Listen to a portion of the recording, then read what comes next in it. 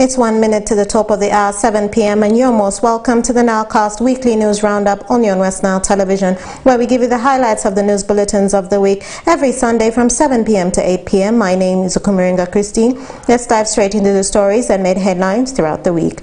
Legislators hailing from the West Nile region have expressed dismay over the brutal killings of their people by the errant UPDF officers attached to Uganda Revenue Authority over the years. This follows the killings of the citizens as recently witnessed in Onyango District that claimed the life of one person, leaving 3 others injured. A group of members of parliament are also threatening to write a petition to the President Yoweri Kaguta Museveni for the killings as they call for an end to this act. Take a look at the story. Members of Parliament from West Nile sub-region under the umbrella body, West Nile Parliamentary Caucus, have come together to strongly condemn the killings of their people by the errant Uganda People's Defence Forces personnel attached to the tax body Uganda Revenue Authority over the years. This concern follows the killings of the citizens in Arua, Yumbe, Kowoko and recently in Madiokolo that left 1 person dead and 3 others sustaining serious injuries. The legislators condemned the acts as they call for an immediate solution to put an end to the killings by the officers. I take this opportunity to join my colleagues in condemning this barbaric act of errant officers of URA tax enforcers where a life was lost on 3rd of January 2024 and 3 others are nursing wounds and injuries in the health facilities. My role is to make sure that such a thing that has happened in West Nile time and time again never happens again. So my message remains, what can we do to stop this from happening again?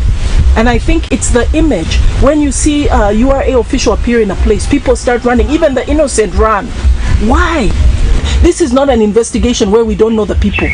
People are saying, oh, but investigations have been going on. We don't. In this investigation, the people are known because URA deployed officials. They know which officials they deployed there.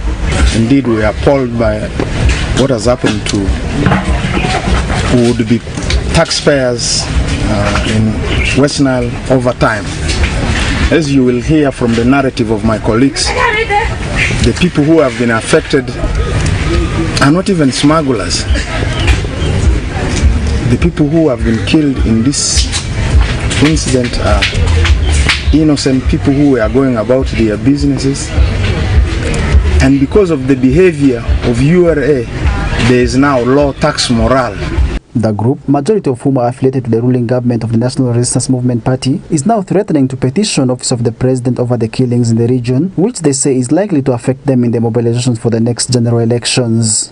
We are petitioning the Office of His Excellency the President to come on ground, to come to West Nile and find out exactly what's going on, because this is not happening in other regions, and West Nile is not the only region which borders other countries. We have other regions. Eastern borders Kenya, northern borders South Sudan, in western that country also, that region borders DRC and Rwanda, but we don't have such incidences registered. Why only West Nile? You see, it makes us who support this NRM government in a terrible situation. It makes mobilization very difficult for us as cadres of NRM. So my appeal, my petition to His Excellency is to quickly come on ground, put an end to this. This will be the last killing. Meanwhile, Lemeriga Fadil, a seasoned politician, wants the commander of the UPDF operations in West Nile be held responsible for the killings in the region over the years. Who was the commander of the operatives who shot people in Koboko, in Ivora, and recently in Madiokolo? Because unless somebody is ordered to shoot, a soldier cannot be shooting rampantly. So the leaders of these operatives at that particular time should be called to order. And do they come from West Nile? And do they have an agenda against the people of West Nile? The recent tragedy that occurred on 3rd of January 2024 follows another incident on the 14th of November 2023 where a woman was killed as 2 other people got injured as Uganda Revenue Authority enforcers were involved in an accident near Rema Hospital. Farish Majid, Osuta Yusuf, West Nile TV, NILEcast. And more in our stories this evening. Locals of Leah Parish in Aluru Sub-County, Moyo District are demanding for physical development plan fast before seeking for the municipality status. The locals have asked for 10 years from the municipality task force team so as to prepare their minds on whether to accept Moyo's quest for municipality status during the consultative meeting at the parish centre. Okumu Dominic has more on that story.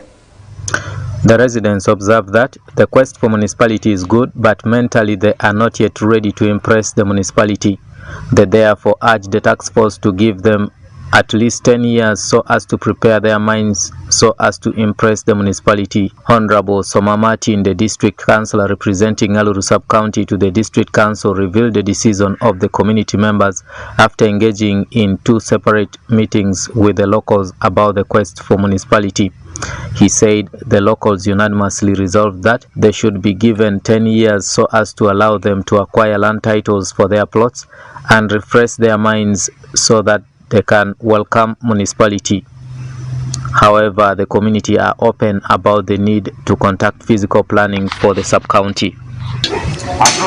So we tried to brainstorm on how to fix the demarcation for proposed municipality, because the task force came up with their proposal, and then we also tried to find out where we can fit ours.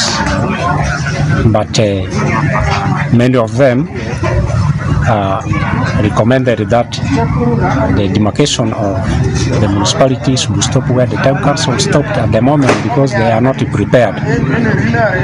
Instead, they demanded that what they want immediately is a physical development plan, because from the sensitization they got from the land officer, it's a way of organizing the land which will make development to move in orderly manner. So they demanded for physical development plan to happen fast, since it is also a condition for municipality to come, so that by the time the physical development plan is in place, they will be ready to welcome the municipality even beyond the proposed demarcation of the task force. Mr. Opeli Paul Ndara, a resident of Leah Parish who also attended the 2 meetings, said as a member of the village, he is not against the elevation of Moyo Town Council to municipality status. However, he has his fears, and one of the fear is that they have not been sensitized about the disadvantages and the advantages associated with the municipality, and therefore request the task force to come out clear and educate the public about the municipality so as to clear their worries. Anyway, for sensitization meeting at the parish level, as a member of the village, me as a person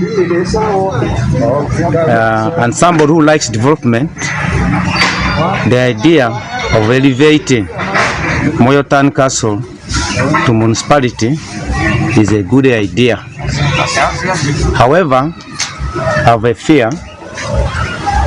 One of my fear is that we are not yet prepared, and we have not been sensitized about the value of the municipality, the disadvantage of this municipality, and the consequences of the municipality.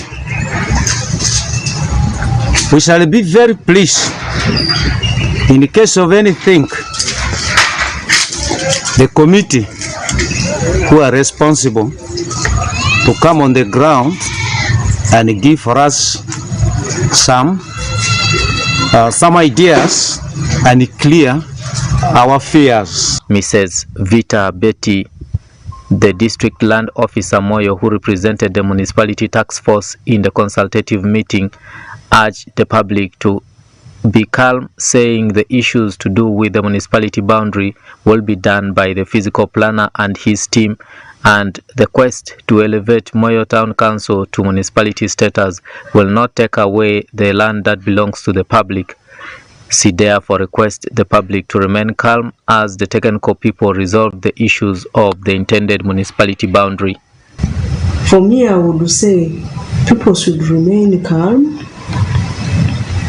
The issues of boundary will always be defined. The task force, the surveyor himself and the physical planner will have to move on ground to define the boundaries of the municipality.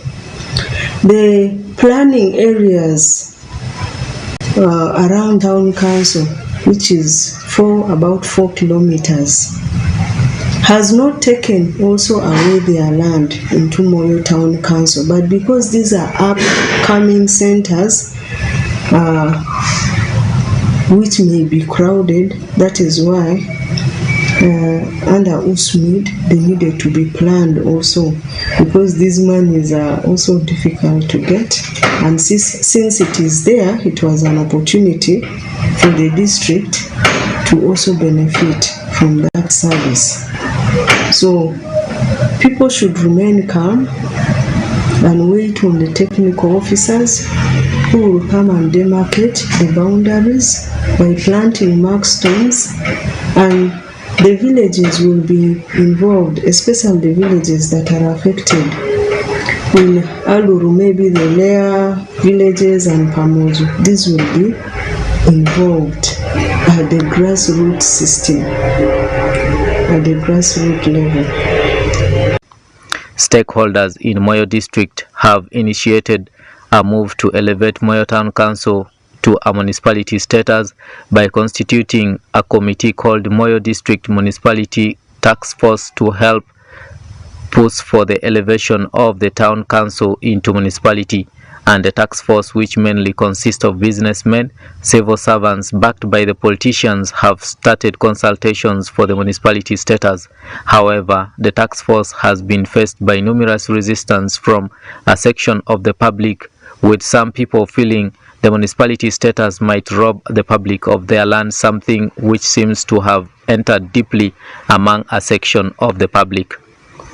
The government of Uganda, through the Ministry of Local Government, have stopped the creation of new administrative units in the country, and it's not yet clear when the government will resume the creation of the new administrative units. But should it be lifted soon, Moyo District is brushing herself to be one of the beneficiaries for the municipality status. I'm Dominic Antonio Kumu for West Nile TV, Nilecast. And more in our stories this evening. After witnessing practical development and transformation in agriculture, commercialization and industrialization, incorporation of science through different innovations in agriculture and various road network access throughout the country, Fred Otusi Lugacha, the current LC3 of Paminyai sub-county, who was a diehard of the Democratic Party over the last 2 decades, and 59 other people from the various political parties have joined the National Ruling Resistance Movement Party in Noya District. Stephen Okello from Gulu reports. Fred Ochitilugata has been a loyal member of the Democratic Party who has been given a hard time to NRM party for over 2 decades in Noya District.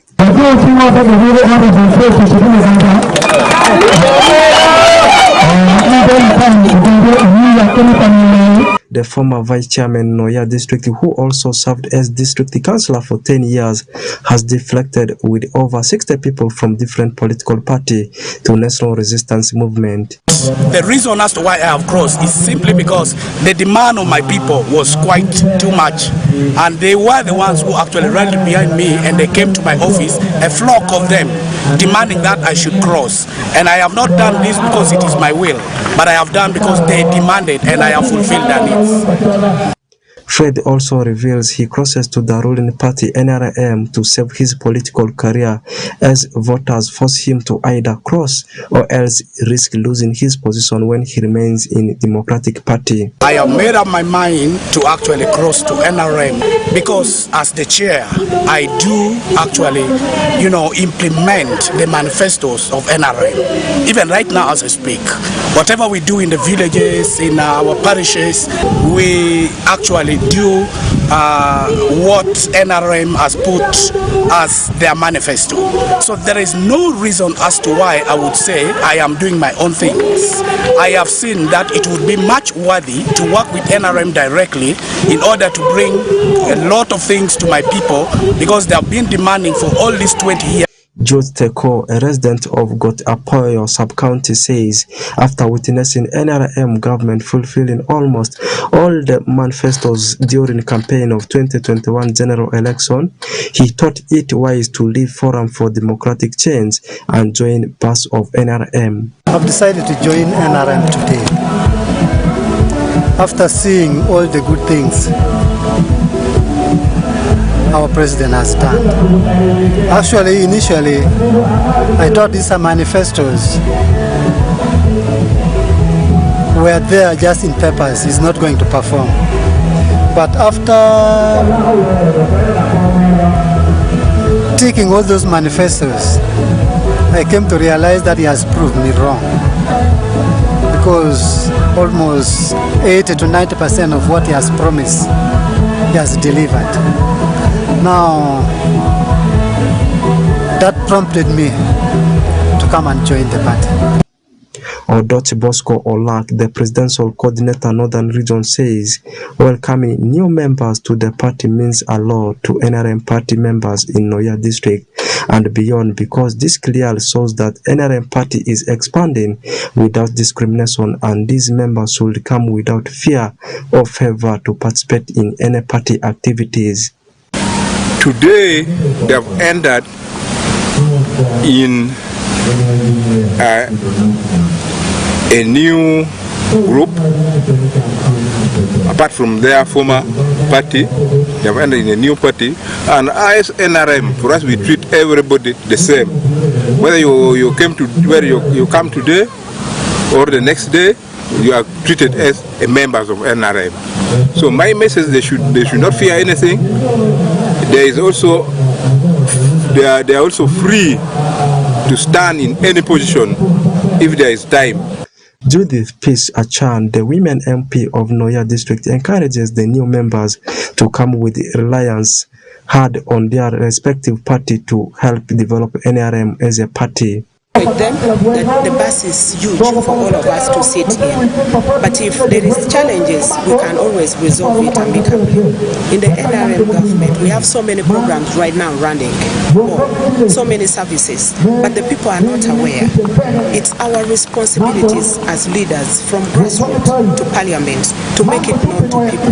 And these new converts should be part and parcel of this awareness to the local communities, deep rooted in the villages where they come from. I've also encouraged them that there are always fights in the party. Like any other party, there are always fights. Doesn't necessarily mean you should quit the party. And I really emphasize this to them. They should stay strong and make their seat comfortable in the bus. However, Laker Pauline cautioned NRM party leader both at the national and district level to always lobby for support for the NRM youth members at the grassroots to attract more youth to the party. The voice of the youth, we are lacking the voice. We are not raising our problems where we are facing in the community and in the district. What I think we should pull up what the youth needs. We talk about we should let the youth know, come out with the problems they are facing in the communities. As 2026 general election closed, different political parties started getting on groups to start organizing and recruiting members into their parties. Oracle Benson Pastore, Stephen Okello, West Nile Television, Nile Cast News. And more in our stories this evening. Nebi District Local Government handed over construction of Aquaros solar-powered water project to Ferrest Construction Limited, valued at a tune of 280 million shillings. Alfred Jawok has more on the story. During the handover of the site, Emmanuel Orombi, Nebi District Chairperson, has warned contractor against misconduct and shoddy work and gave instructions to employ local people to help in casual works. Orombi further applauded the community of Aquaros Sub-County for their patience to wait for clean water since 2019. This is a scheme that was done to us by Ministry of Water and Environment, but we felt this water cannot be confined just in one place. So as Nebi District Local Government, like I've always been mentioning, Akworo, Greater Kuching, and Erusi have been the most water stressed areas. And in our council, have been telling them that we need to handle. Last year, we have handled Kuching already, Greater Kuching. At least it has improved water coverage in the area. Now the same amount, that is 280 million, we have transferred it here in Akworo. We are going to extend water to this community. And then from there, they can now get tapping on promotion and free of charge for them. Then the community, the neighbors can now tap into, and we'll extend it to them at a very cheap rate in future. Then also this same, we are thinking of this year, we are going to drill 2 production wells in Erusi, and that will serve Erusi, Ndeu, and Atego, and part of Nyaravura and Altan Council, and Paduot also, because it has a very good gravity flow scheme from Erusi. The gravity is very good, so it will serve areas in Angal like Gira, Angal Mission, and the rest without stoppage. So this is what we can do, because we have realized that we have been drilling a lot of boreholes and hitting dry wells. So the best is now where we have good yields, we extend. And also we are going to also assess all our boreholes. Those boreholes that are producing from 5 and above, we are going to motorize them and give to community, so that it helps them to participate in other economic and other developmental issues, rather than spending 2 hours you are looking for water and just a jerry can. So at least we want to bring water to the people of Nebi closer to their home. However, Dorothy Ajwang, Chief Administrative Officer, Nebi District, says the new water project will boost health and sanitation within Akworo sub-county.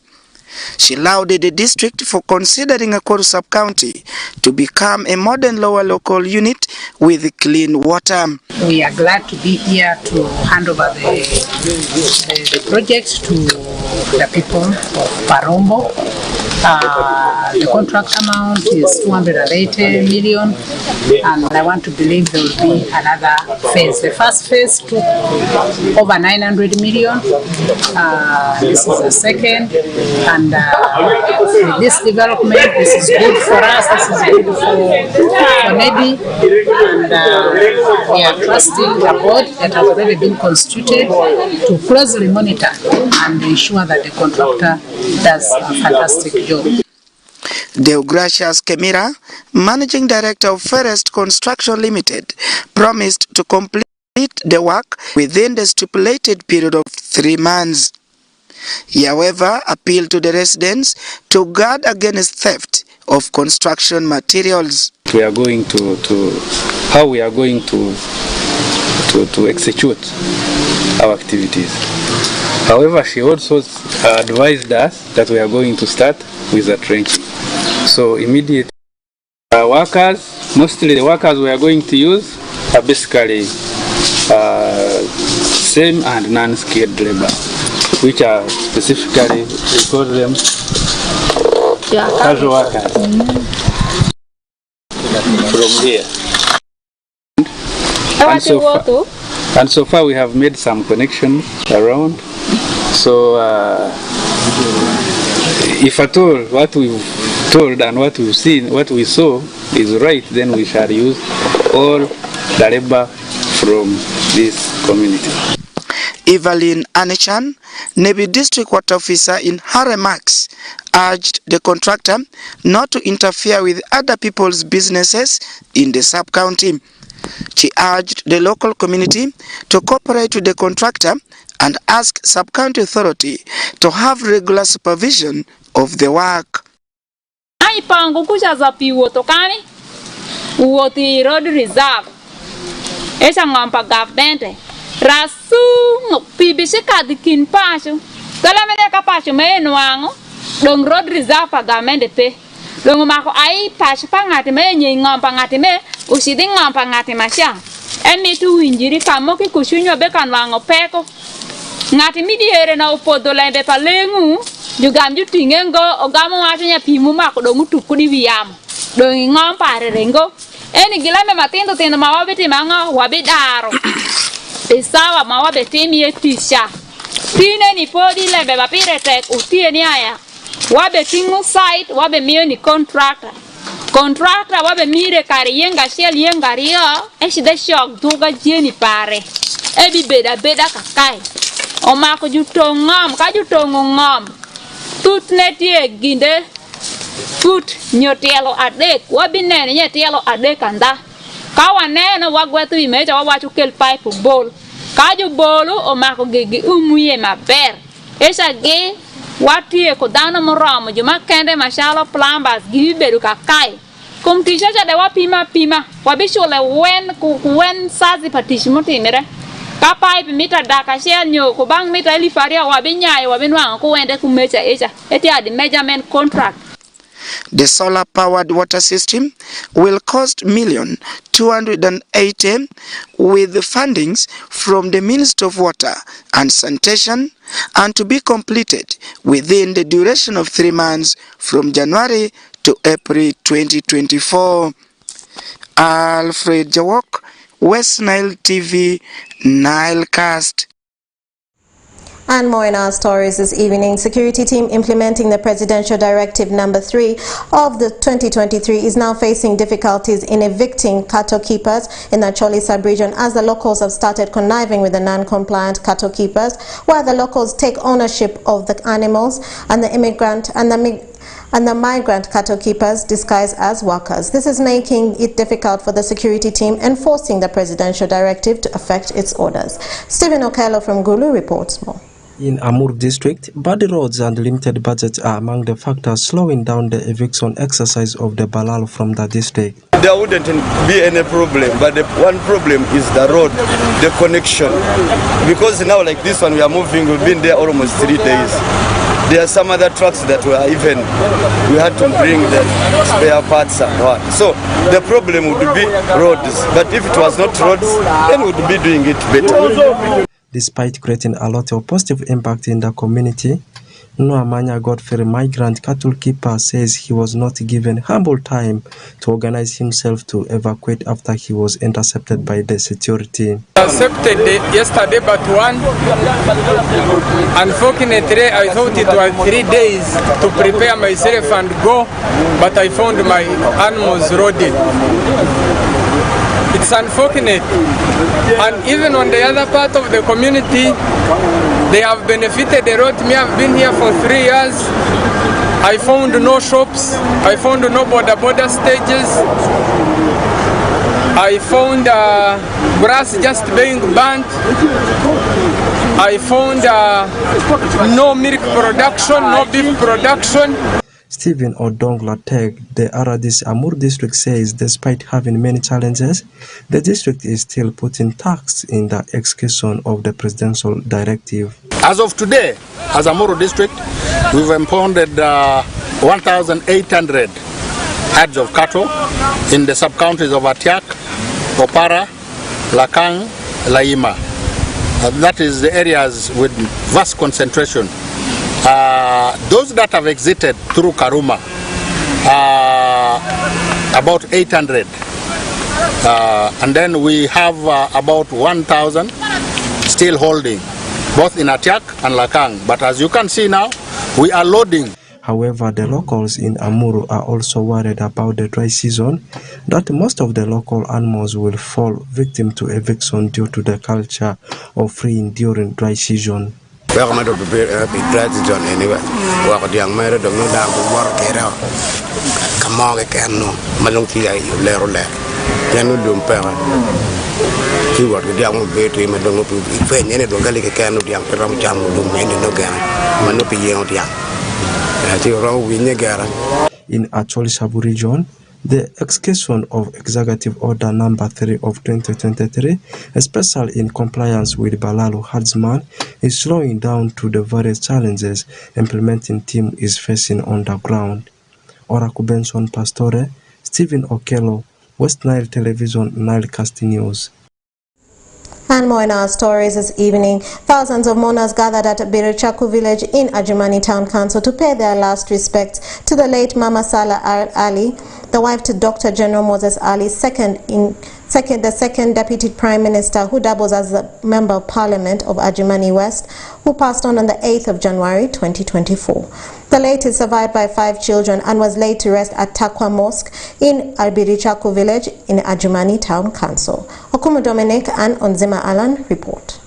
Thousands of mourners gathered at Brichaku village in Adjumani Town Council to pay their last respect to Mama Sarah Ali, the wife to Dr. General Moses Ali, the second Deputy Prime Minister who doubles as the Member of Parliament Adjumani West constituency, who passed on yesterday. Honorable Kyochuin Grace Freedom, the Minister for State for Northern Uganda, who was the chief mourner, eulogized late Mama Sarah Ali as a street disciplinarian, an entrepreneur, and someone who is so accommodative and contributed greatly to the development of her community, saying the world will greatly miss her. Mama Sarah Ali was an exemplary woman in many aspects. She was a strict disciplinarian who instilled good morals in her children. Mama Sarah Ali was a hard-working entrepreneur who passionately contributed to the development of her community. She was very accommodating and tolerant of other people's views. She was also a very good listener who promoted peaceful coexistence among the people. Honorable Anyama Williams, the Chairman Local Council 5 Moyo, who adds as the Chairman for Local Council 5 Chairpersons in Moyo, and Madisa Brijon gave his condolence and said death is a reality of life, adding that this is the time God has made for our Mama Sarah Ali, and all who are still living, their time will come. He urged General Moses Ali to stand strong during this trying moment. Honorable Mangapi Lawrence, the Local Council 3 Chairman at Adjumani Town Council, said Mama Sarah Ali is a mover who always lived by her words, and said the people who are gathered are deeply heartbroken because of the sad news. Mama Sarah is a mover in the reasons that if you have ever interacted with her, you will know that this person is a person of her words. For we are breathing. Particularly today, gathered here, we may not eulogize on so many statements. Abdul Jafar Saban Karala, the district Kadi of Arua Muslim district, who represented His Eminency Mufti of Uganda, said that the second Deputy Prime Minister of Uganda, who doubled as the Deputy Mufti of Uganda, is part of the peace the country is enjoying today, adding that Muslims of West Nile have joined the Mufti in mourning Mama Sarah Ali, saying God who created us and to him all will go, but it's only at different intervals. Mama Sarah Ali is the third wife of Dr. General Moses Ali, the second Deputy Prime Minister, who also doubles as the Member of Parliament for Adjumani West. The late is survived by 5 children and is being laid to rest at Takwa Mosque in Abrichaku village, Adjumani Town Council. Okumu Dominic Anthony and Onzimai Alan for West Nile TV, Nilecast. And more in our stories this evening. The 7 days of ideological training of Amur District local government leaders and the technocrats ended prematurely as the district leaders failed to constitute a local economic and investment committee, a body charged with the responsibility of addressing the needs of local investors. General Salim Saleh felt uncomfortable and disappointed to pass out over 500 Amur District leaders and technocrats who had been undergoing the ideological training for 7 days, as they could not be able to champion the fight against poverty. Stephen Okello reports. After displaying to General Salim Saleh the skill and knowledge that have been imparted to them during the 7 days in parade, the district leaders and the technocrats sings with joy as they display to the chief guests some of the rare knowledge they have acquired during the training.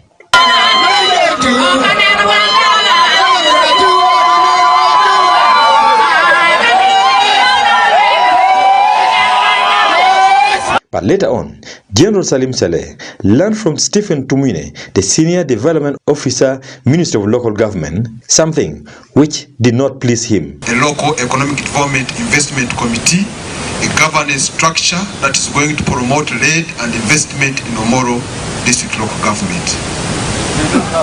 They don't have, sir.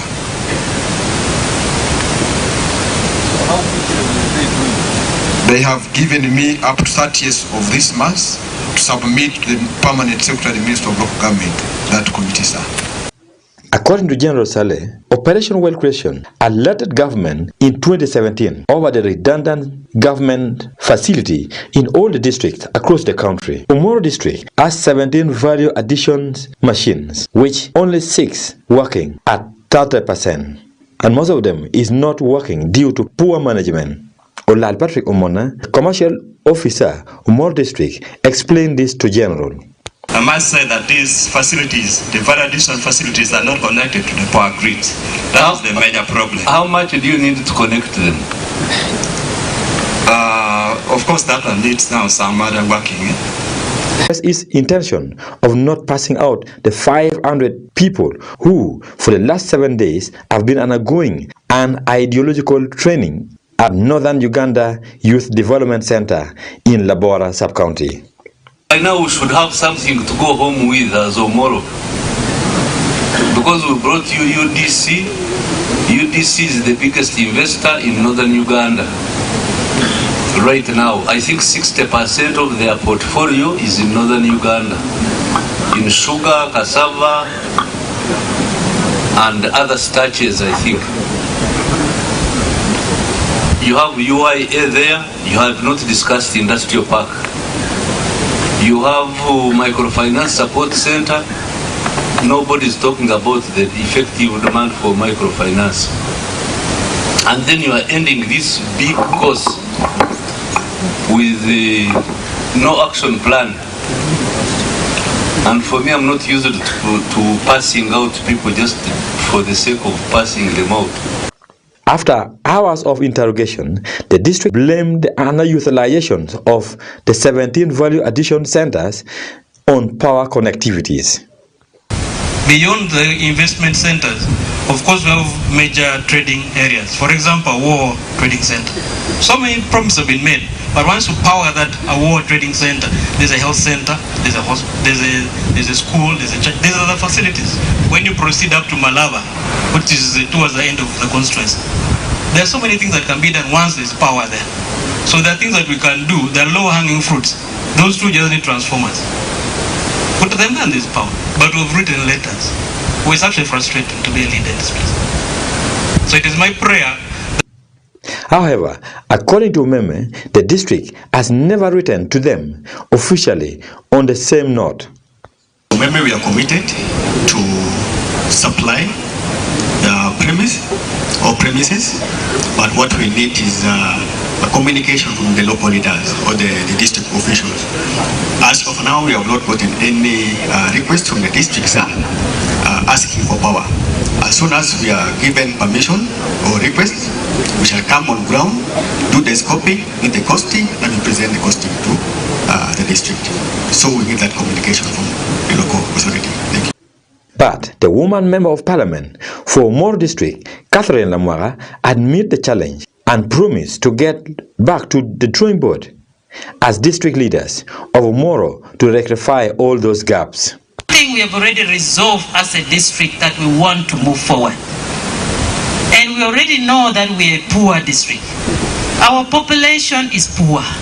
98% is on subsistence farming.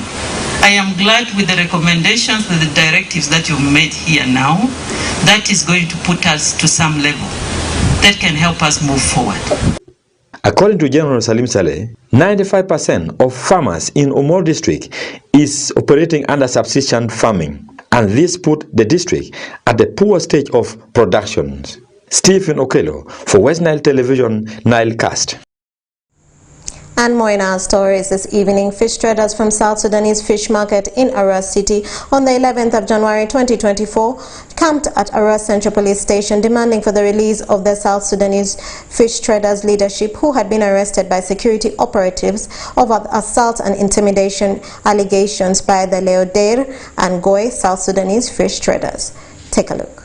We wait for our chairman. We are going together with our chairman. Yes. We sit here slowly. Yeah. We came in peace and we are going in peace. With the chairman. Fish traders from South Sudanese fish market in Arua City today on the 11th of January 2023 camped at Arua Central Police Station demanding for the release of their leaders who had been arrested yesterday by security operatives. The arrest of the South Sudanese Fish Suppliers Association leaders follows a misunderstanding with the other group of Leodir and Goi fish suppliers over market premises calling for security intervention. Among the suspects that were arrested yesterday include Abraham Maud Cole, the chairperson of the association, together with his secretary Simon Mabioriak, who were accused by the other group of Leodir and Goi fish traders over market issues. The angry mob comprising of market vendors, the political and the leadership of the fish traders from both Uganda and South Sudan, who stormed the police station demonstrating Pin Ezamaham Zamil, the deputy resident city commissioner in charge of Central Division behind the mess. In this matter, it has been there. It has stayed for long. If the problem is solved, later on, someone will go and come up with maybe top officers and say, no, the decision was not well taken. It has stayed now for long. And I, as a business person, and we, let's say as an association, we wish if this problem could be solved once and for all so that we can continue business activities as usual. We are here today in response of what happened yesterday. We all know the genesis of this story, and it is just based on corruption from a particular member. I will not be afraid to mention any member. It is harm behind everything happening. I know this arrest here has its genesis, and the genesis of this arrest originated right from that conductors of division, of association, and the board commission, something of that kind. That's the genesis of this arrest, and it originated from there. And if the genesis is handled well, I think the rest of the issues will be fine. And for information, I'm openly saying this: the confusion amongst the South Sudanese has been caused by our officers. However, Zamaham Zamil denied the allegations levied against him, as he says that he was simply doing what the law mandates him to do so. It is our duty as the officer of the president to provide maximum security to the lives of people and their properties, regardless of any other color, tribe, what, and so on. As long as you are a human being staying in this city, you deserve the right to be safe. Also, it is within our mandate. Now, I stand bold. I am not threatened and I am not even worried. But I needed to give you an information and clear the air. During a meeting of the parties together with the security leaders, Senior Superintendent of Police heading Arua Central Police Station, Bwambale Emmanuel, expressed disappointment with the way the group handled the matter. But I want to express my disappointment in the way these people are handling this matter. They should know that there is law in Uganda, not only in Uganda, everywhere there is law. How I wish either any of them would have come to talk to us, the administration that is here, then they can follow the next course of action. RCC has told you that these were going to be released. I want you to understand it. If an offense has been committed, that is an offense. And I can tell you people who came here that you are demonstrating, you are very lucky. Today you are very lucky. I don't know whether you'll be lucky tomorrow. You cannot organize yourself to come and attack an institution of government. No. And I can tell you this one must stop. It must stop. None of you had ever, in fact, encountered any of us. You come? Suppose my policemen had opened the fire on you. What would have happened? I think this should be the last time that some of these things are happening. Similarly, Charles Ichogor, the Arua Resident City Commissioner, also issued a stern warning to the demonstrators as he urged them next time to use the law so as to address their grievances. Purely here for business. if you meet any challenges, we have structures. What you did today was uncalled for. And as DPC put it correctly, if I wasn't here by that time, then the situation would have been different. Would have been different. So don't take the law into your hands. Arua is governable. Go back, do your business, as other things are to be sorted. Shortly after the meeting of the security operatives together with the demonstrators, another meeting was convened to address the matter by the security leaders, where 4 sureties were asked to stand for the suspects so as to be granted police bond. Farish Majid, WESTNILE TV, NILEcast.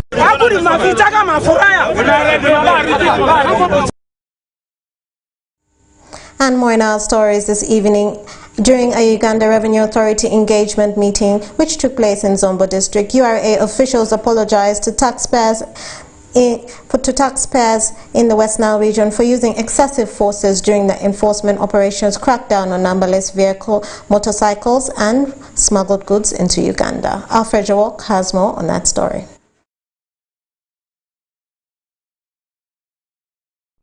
During a stakeholders meeting held today at Cultural Center Paida, Fred Okesha, boda rider in Paida Town Council, castigated Uganda Revenue Authority for their impunity on section of Ugandans, especially in West Nile region.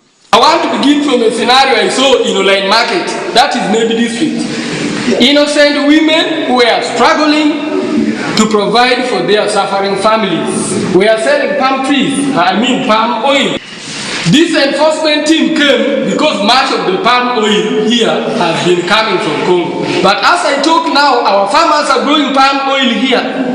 Now, these people came among the women. I was there an eyewitness. These women never had any stone to throw. They never said anything. Bullets were fired in the air. People became in disarray. Others even got injured in stampede. And almost everything they had in the market got lost. We are citizens of Uganda. We only deserve to be treated with some kind of human dignity and respect. The manner in which our enforcement team operates when they enter the West Nile region is very different from how they operate when they are in other regions. By doing this, I want to tell you, fellow citizens, you are either pushing us out of the country to secede, or let us sit down and begin to respect ourselves in one way or the other. We have lost so many lives of our people, most of whom were completely innocent, extrajudiciously. Nobody has faced the law after doing such a thing. And on record, our country is collapsing because of impunity, which is very common, especially among the gun-wielding Ugandans. UPDF has been created to protect the lives of the people of Uganda. But if we look at Article 1 of the Constitution of the Republic of Uganda, it clearly states power belongs to the people. And the people are here, by the way. And now you are killing them. Now you are killing them. You are collecting taxes to provide services to the very people you have already killed. Meanwhile, Deogracius Kalebi, West Nile Regional Supervisor, Uganda Revenue Authority, also confirmed that he will perform his duties by engaging community members through sensitization to pay taxes to the country. Kalebi equally advised his team not to use excessive forces during the operations. Edwin Katumba, who is also a commissioner in charge of enforcement team, Uganda Revenue Authority, apologized to the leaders and border riders who are mostly affected in the operations and promised that no one will be injured or shot, as recently witnessed in Madokolo Trading Center, Madokolo District, where 4 people were injured and 1 died due to severe bleeding. According to Katumba, he has directed the regional supervisor, Uganda Revenue Authority, to cooperate with the community in order to make them pay taxes without injuries. does not believe in collecting tax after shed of blood or loss of life. He says that even if you are to collect 1 trillion shillings that would lead to injury or death of a person, you would rather lose the trillion shillings. Actually, in our law, the law applicable to security forces, we have got what we call fiscal security policy. It says that during enforcement operations, no military personnel, no security personnel shall discharge a bullet. Discharge of bullets is prohibited by our policy. We are prohibited from discharging bullets except the law says in self-defense. Uganda Revenue Authority has for several times come on spot for shooting at people while enforcing laws to pay taxes on export goods like numberless motorcycles, palm oils, cigarettes, among others. Today's meeting hopes to have friendly working relationship with the Uganda Revenue Authority and local people in Western Nile region if put in actions. Alfred Jawok, West Nile TV, Nilecast.